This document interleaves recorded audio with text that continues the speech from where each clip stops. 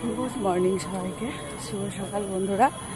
তো এখন বাজিয়ে 5:30 মতো। তো আমরা 5:30টায় বেরিয়ে এসেছি মর্নিং ওয়াকের জন্য।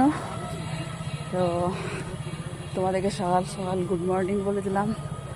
মর্নিং ওয়াক করা তো খুবই ভালো, যেটা আমাদের রেগুলার হয় না, যেদিনই সময় পাই বেরিয়ে পড়ি আমরা। তো বুঝতে পারছো কোথায় আমরা এসেছি মর্নিং ওয়াক করতে।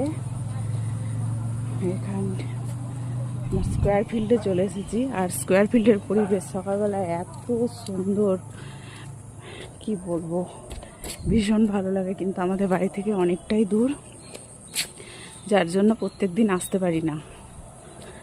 তো যেদিন সময় পাই সেদিনই চলে আসি। আর এখন তো খুবই ভালো লাগে, শরতের সকাল, বুঝতেই পারছো, ভীষণ ভালো লাগছে।